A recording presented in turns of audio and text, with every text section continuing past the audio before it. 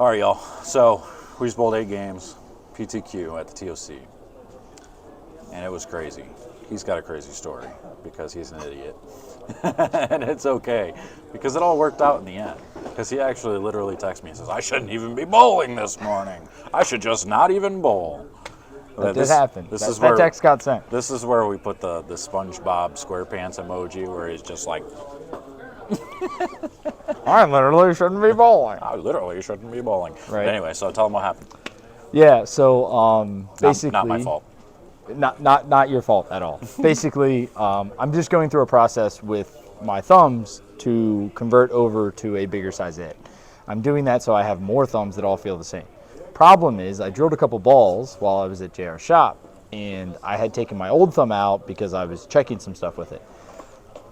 This guy, this idiot here, decided he was going to let that thumb sit in his shop in Detroit and then drive to Ohio and not have that thumb, and realized it this morning because, so yeah, I had like 19 bowling balls I couldn't use. I had 2. You had 2? Oh, you told me 1, which was probably it was TNT. Actually 2. No, it was that Eternity and a Pitch Black. Oh, well, you probably would have been fine. Actually, that is the Eternity I threw. Yeah. So, yeah, basically we start game 1. I had to, luckily John Sullivan on the truck was able to convert some of the balls I had, so like 8 balls, to 1 3/8. I was able to use them, but the problem was I had to cut down the thumb because the depth was different. So then when we cut down the mold, now I couldn't clear the thumb anymore because the mold didn't feel the same. So game 1, I missed the head pin 5 times because I couldn't get it off my hand. Well, I ended up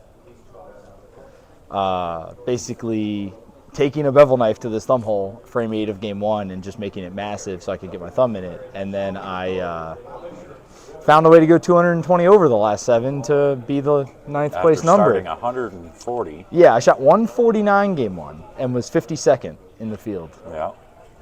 And somehow we got to 9th. To be fair, I bowled 150 game 4, but it was after bowling 278. After having the front 9. Yeah.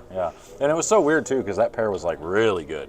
Everybody had, like, there was, like, 5 guys. I don't know if you know this. That had, like, I hit that pair the next game, shot 240 on that pair. Yeah, I mean, that pair was just dead walled. You just weren't far enough left at that point yet. Yeah, because, once I moved to the next pair, which was literally just moving to the next pair. Yeah. And I had nothing. I had air. I was using a 2.5-inch pin raw. Yeah. And I was playing like 12, 13 straighter up the lane, and no. Every time it saw it early, it got offline, and every time you kind of got it through the front. Not on that pair. That pair never got offline. It just never hooked. Yeah. So I was forced to move left, and I used 5 different balls. And eventually figured something out at the end, but. So we can agree, Eternity. Ball of the year so far. Pretty damn good. Yeah. I've got 2 now and more coming. Yeah, I've only got the 1, but I will probably drill another one if we get to match play this week. That ball is very good. So you finished, 172 over? Yep. And you were the number, and I was 188 over, but I bowled 254 the last game to get there. Oh, you shot 250 the last game. I bowled 250 the last game. Yeah, I bowled 170 down here, the last pair that you finished on. Oh, yeah, that pair. Yeah. That was an interesting pair. Yeah, that left lane was on fire. Yeah, so luckily, we say it all the time, but, tour reps are important, and coming down to the pair, obviously, JR actually went to say something to me, but he saw I started with the front 3, so he didn't say anything. Nope. My tour rep actually told me, he's like, this pair just hooks a bunch. So I moved 4 left, shot 1, and doubled. And to be honest with you, 4 on the left lane was still not enough. No. I ended up being like 7 more left than where I was the pair before. But that sounds about right. Yeah. I mean, and it was at least 7 or 8 more than the right lane for me, too. Yeah, so I was probably playing them about 4 or 5 different. It was crazy. But, yeah, it was, I basically shot 245 games the last 7 and found a way in, and then grinded out 220 on that last pair, 219, and that got me to the number. Yeah, because I was bowling with Toby Sambueno, who was 170 over, and he bowled 190. Oh. But he left the nastiest stone 7-9 I've ever seen. It was crazy. On a 3-bagger. Wow. So it was like, yeah. Well, I left the nastiest 5-pin you've ever seen. Yeah. On the left lane because it went dead Brooklyn. Oh, yeah. Because there was that spot on that lane where if you hit it. Because you stood up on it so fast, you just popped your head up like, what was that? I'm like, I just went flush on that lane. Yeah, in the second frame, I come down, make the move, And I go, dead flush, dead flush, dead flush. And I'm like, was quick. I'm sorry.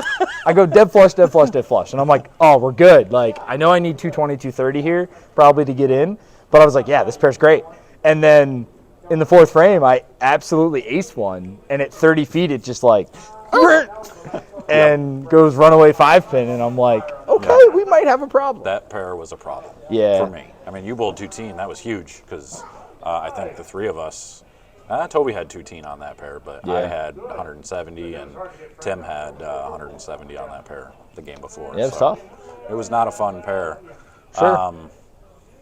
But yeah, so I knew I needed at least the first hit in the 10th that last game. To get in. That got me to into the 170s, the first hit did. Yeah. The second hit got me into 180s, so I knew I was good. But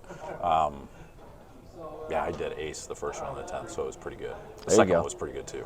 So That's- feeling pretty good. You know, that feeling's always good. Yeah. That was me and Jackson last week, that game. Game 6. Which ball was it? Which ball? Eternity? Eternity. Eternity, weird. again. It's weird. We were just Weird. using an eternity. That's just what we do. Might be having a jersey made with those colors. Yeah, I'm definitely going to have a jersey made. I might actually just put the eternity right on the front of it. There you Just go. right there.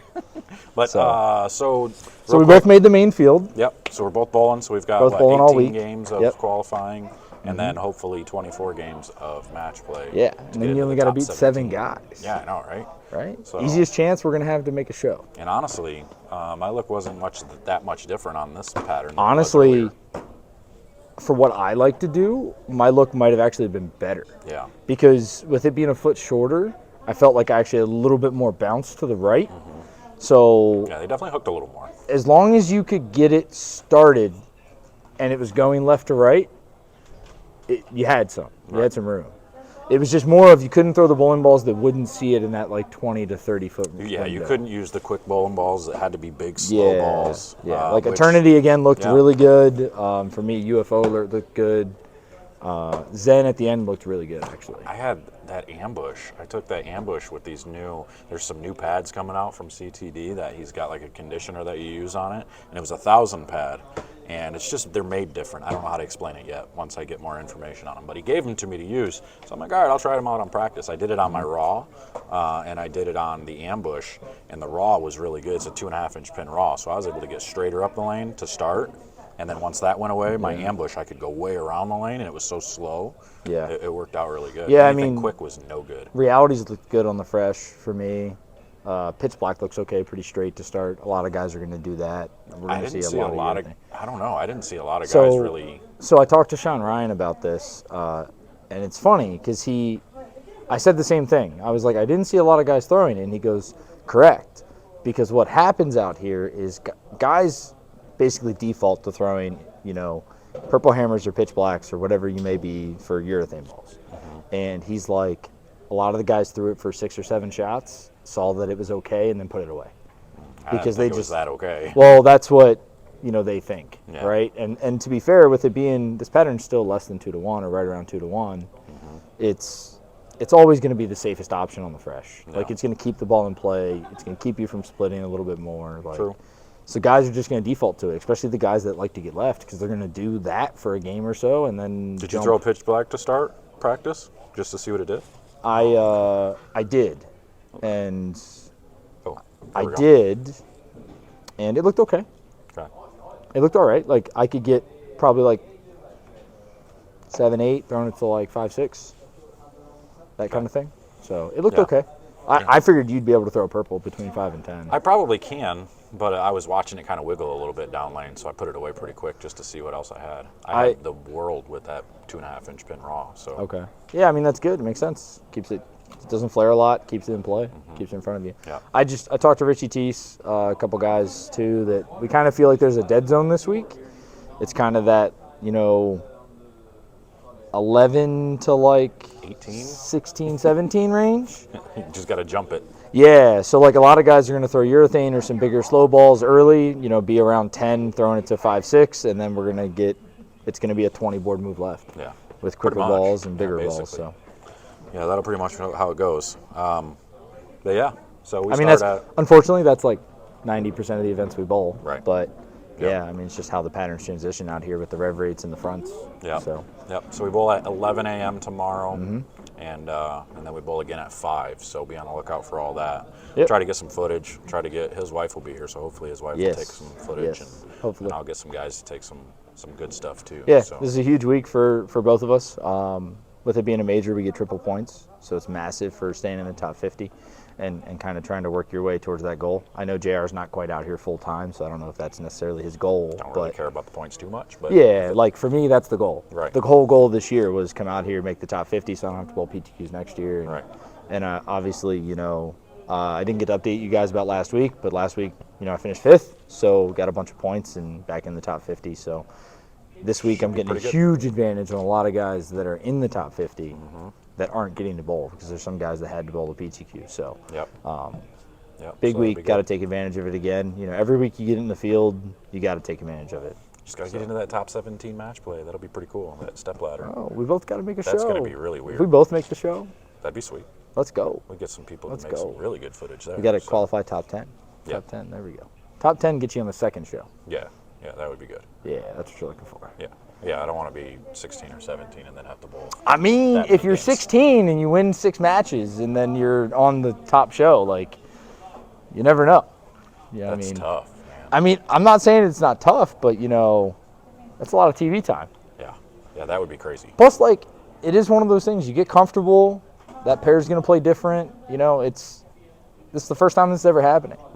Never had a 17-person step ladder. That's sickening. I don't even know what to think about it. The only thing I think you can think about is if you make the top 24 this week, of how bad you're going to feel if you're one of the 7 guys that doesn't make the top 17. Yeah, that's the only thing I can imagine. This is certainly one of the hardest top 24s to make. This is going to be brutal. It was funny. I was talking to Parker during practice. So his exact statement was, this tournament is actually one of the easier tournaments to finish in the middle of the pack. Because there are a lot of guys bowling this tournament that don't bowl on tour full time. Yeah, that's true. They come because their tournament, they've won titles in the past. So they get into this tournament. Just for you guys to know, there is no entry fee. If you have a national title and you want to bowl this event, you can show up and bowl. And you get into the field. So obviously for us PT guys, we had to pay to bowl the PTQ, and then we get in and that kind of stuff. So there's a lot of guys bowling this week that this might be the only tour stop they bowl all year, but for them, they won titles 10 years ago, 5 years ago, 20 years ago, that they want to come bowl. And just kind of, this is their nostalgia. They can come have a fun week with some people that they used to see. So it's different for the guys that are out here every week, because those are the guys that are going to finish near the top. So some of those guys that don't bowl every week, they might be a little bit easier to beat because they're not out here, they're not tour sharp.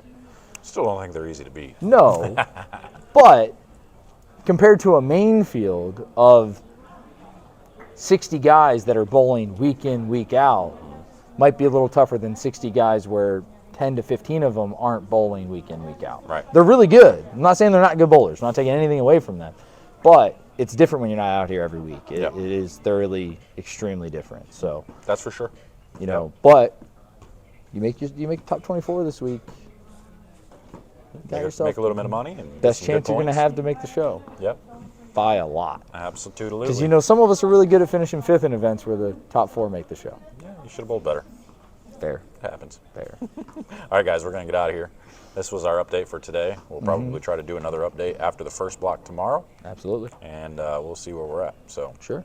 Maybe I think I might have some balls. We might maybe try and do a giveaway this week. That'd be sweet. We can do that. Absolutely. I'd be able to do that. I think I got some extra stuff that I can raffle off. All right. So, well, it's Bowling Undisputed. We out. Absolutely. See you.